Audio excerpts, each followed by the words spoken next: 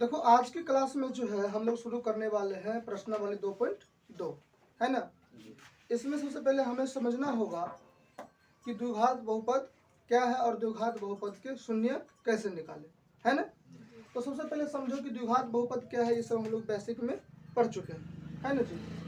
अब द्विघात बहुपद के बारे में बताए थे कि द्विघात जो बहुपद होता है ना जी, द्विघात बहुपद क्वाड्रेटिक पॉलिनोमियल,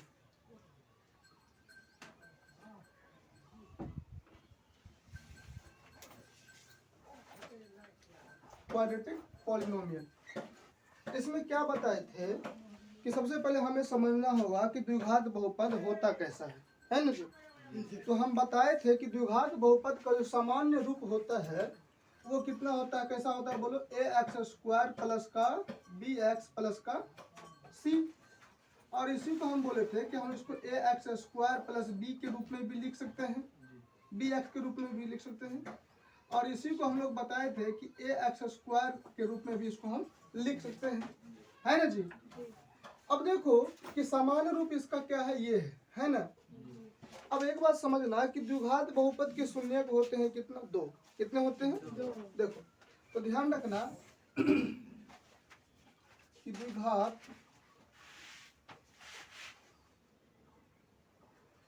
बहुपद का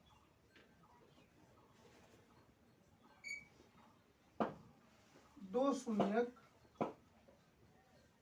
होता है जिसको हम लोग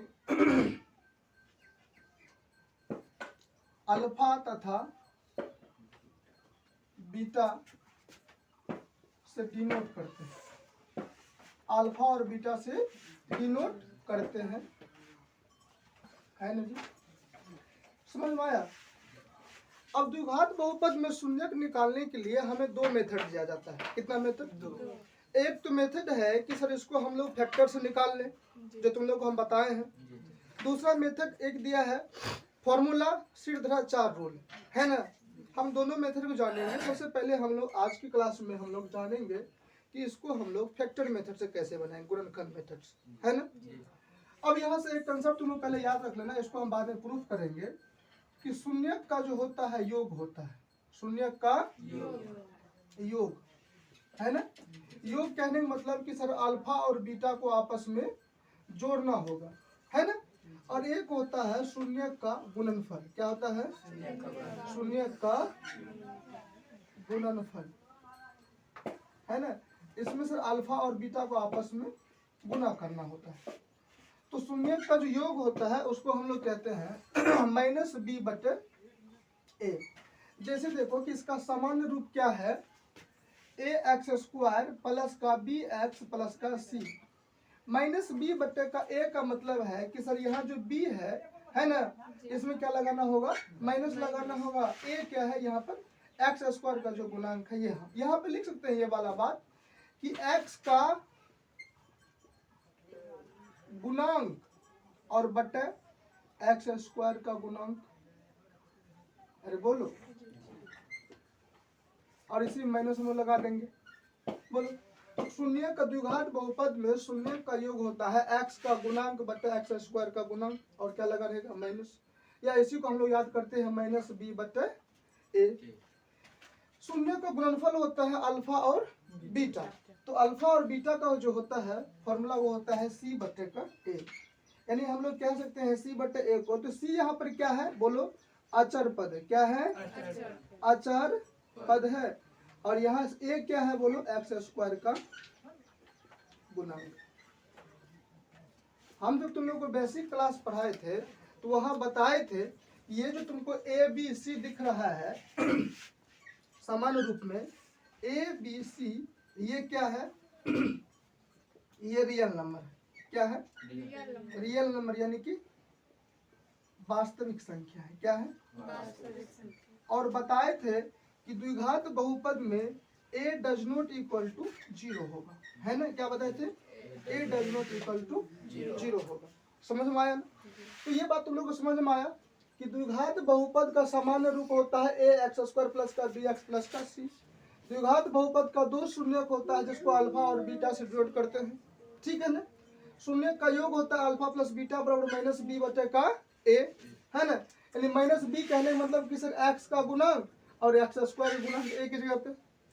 अल्फा और शून्यक का गुणनफल क्या होता है अल्फा इंटू बीटा, तो सी बटे का ए, सी यानी ये है कांस्टेंट पद यानी अचर पद और बटे एक्स स्क्वायर का गुणक। दूसरा बात यहाँ पे देखो कि ए बी सी तीनों क्या है बोलो रियल नंबर, कहने का मतलब रियल नंबर है सर, ए बी सी का मान क्या होगा 0 1 2 3 4 5 6 7 8 कुछ भी हो सकता है, -1 -2 है ना, √3 √4 है ना। रियल नंबर बताया है ना जी। क्या रियल नंबर होता है कि परिमेय संख्या और अपरिमेय संख्या के परिवार को हम लोग क्या कहते हैं रियल नंबर कहते हैं। तो उनमें से कोई मान इसका आ सकता है। द्विघात बहुपद होने के लिए ए का मान कभी भी 0 नहीं होगा, है ना। दूसरा बात ये ध्यान रख लेना कि किसी संख्या अगर पावर 0 रहेगा उसका मान कितना होता है बोलो 1। इस बात को भी ध्यान रख लेना कि किसी संख्या पावर अगर 0 रहेगा तो उसका मान कितना होगा बोलो 1 होगा, है ना। ये बेसिक था, इस बेसिक को तुम लोग उतारो, है ना। इसके बाद हम लोग फैक्टर लेंगे, वहां समझेंगे कि शून्य कैसे निकालते हैं, है ना। चलिए इसको उतारिए आप लोग। बहुपद लेते हैं, द्विघात बहुपद लेने के बाद सबसे पहले उसका हम लोग क्या निकालेंगे बोलो शून्य निकालेंगे, है ना, वो भी गुणनखंड मेथड से। जैसे हम एक क्वेश्चन तुम लोगों के सामने लेते हैं कि एक्स स्क्वायर और प्लस का 7x और प्लस का 12, है ना जी। अब देखो कि फैक्टर निकालने के लिए सबसे पहले करना क्या होगा कि जितने भी यहाँ वेरिएबल टर्म है ना, उनके जो कांस्टेंट नंबर उसके साथ गुणांक में क्या है कांस्टेंट नंबर सबको पहले लिखो, है ना जी। तो ये जो देखो कि ये जो गुणनखंड तुम्हारे सामने लिखा हुआ है, ये जो सवाल बहुपद का द्विघात बहुपद, क्या बताओ कि ये ए एक्स स्क्वायर प्लस का बी एक्स प्लस सी के रूप में है। अरे बोलो बोलो है कि नहीं है। तो जब इनके रूप में है तो हम लोग क्या करेंगे अब इसका फैक्टर तोड़ेंगे। तो यहाँ लिखना होगा कि a बराबर 1, देखो एक्स स्क्वायर ए किसका मान है एक्स स्क्वायर का, ए किसका गुणांक है एक्स स्क्वायर का।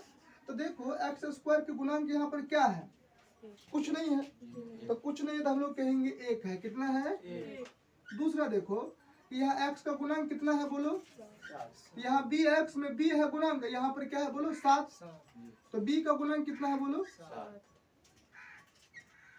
और c देखो c कांस्टेंट टर्म है तो c कितना है बोलो 12। अब देखो कि जब हम लोग शून्यक निकालते हैं तो सबसे पहले करना क्या होता है इसको निकालने के लिए, तो इसको हम लोग फैक्टर तोड़ेंगे। अब फैक्टर तोड़ने के लिए होता क्या है कि पहले a और c को आपस में मल्टीप्लाई करना होगा और जोड़ या घटा के हमें क्या पुराना होता है बोलो b। तो a और c यानी 1 और 12 को गुना करेंगे और हमको जोड़ या घटा क्या पुराना होगा है ना जी। तो 1 और 12 को तोड़ेंगे तो यहाँ 12 होगा यहाँ 7। तो अब देखो यहाँ हमें 7 लाने के लिए क्या करना होगा, इस 12 का जो है अभाज्य गुणनखंड तोड़ना होगा, बताए हैं। तो बगल में तोड़ रहे 12 का अभाज्य गुणनखंड, तो 2 से क्या होगा बोलो 6, 2 से क्या होगा 3 और 3 से क्या होगा 1। तो 12 किस किस रूप में टूटा है बोलो, तो 2 3। अब क्या करते हैं कि इन फैक्टर को हम लोग आपस में सोचते हैं कि क्या किया जाए कि हमको जोड़ घटाव के साथ मिले। हम लोग करते क्या है कि 2 और 2 को आपस में गुना करते हैं 4 मिलता है और साथ में अगर 3 जोड़ देते तो हमें 7 मिल जाता है। यानी कहने का मतलब है कि सर इस 7 को जो है आप 4 और 3 के रूप में करिए, और कंडीशन ये तो है कि अगर जोड़ घटा के हम 7 पुरा लिए तो ये जो 2 नंबर आया है, मान लेते इस नंबर को हम लोग पी क्यू, ये जो पी क्यू आया है इन पी क्यू को गुना करने के बाद हमको ए सी भी मिलना चाहिए। यानी ये कह सकते हैं कि सर ए सी को आपस में गुना करना है, गुना करें अगर ये पूरा रहे तो आप पी और क्यू को आपस में गुना करने के बाद आपको ये पूरा होगा, नहीं जी, समझाया कि नहीं। इनको जो है हम लोग क्या किए कि एसी को छोड़िए, एसी को तोड़े हैं जी, तो जोड़ घटाव करके हम ये पुराए हैं तो इनको गुना करेंगे तो हमको क्या मिलना चाहिए एसी मिलना चाहिए, नहीं मिलना चाहिए। देखो तो देखो कि इनको जोड़े 4 3 7 मिल गया ना, इनको गुना करें तो 12 मिल रहा है ना, मामला सेट हो गया है ना जी, मामला क्या हो गया।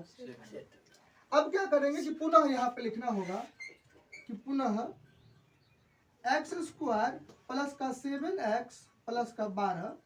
अब देखो बाबू कि इसी 7 को हम लोग 4 और 3 के रूप में लिखे हैं ना, तो क्या होगा बोलो एक्स स्क्वायर प्लस का 4x प्लस का 3x लिख दे। x क्यों लिखे? क्योंकि x के फॉर्म में है। अगर मान लो ये p के फॉर्म रहता, p के फॉर्म रहता, t के फॉर्म रहता, t z z के, यानी यहाँ पे जो भी वेरिएबल रहता वहाँ हम लोग उस रूप में इसको लिखते। और दूसरा क्या है बोलो? 12 है ना, यहाँ पे करते। अब हम लोग करते क्या है कि इसी बात को यहाँ लिखते ताकि जगह इधर नीचे कहीं कट ना जाए। तो एक्स स्क्वायर प्लस का 4x प्लस का 3x प्लस का 12 में देखो कि दो दो का पहले जो है तुम लोग क्या करो, दो दो का जोड़ा लगा दो। लगा दिए दो दो का जोड़ा। अब इनके इनमें और इनमें जो कॉमन क्या है, कॉमन बताए थे कि जो दोनों में रहेगा क्या आएगा कॉमन बोलो? x कॉमन आएगा नहीं जी। ये हो जाएगा x, x यहाँ ले लिए, देखो दो को x है ना बाबू, यहाँ दो को x ले लिए तो क्या को x बचा यहाँ पर? दो को x में से एगो ले लेते, एगो x बचा। और यहाँ पे 4 और x है तो x कॉमन ले लेते, क्या बचा बोलो? 4। और यहाँ कॉमन क्या आएगा बोलो? बोलो जी 3 आएगा। तो क्या होगा बोलो? x प्लस का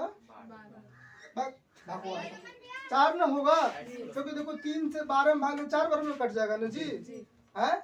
12 को हम लिख सकते हैं ना, तुम लोग ना कुछ ना बोला करो। देखो तो 3 ले लिए तो क्या बचा रहे ना।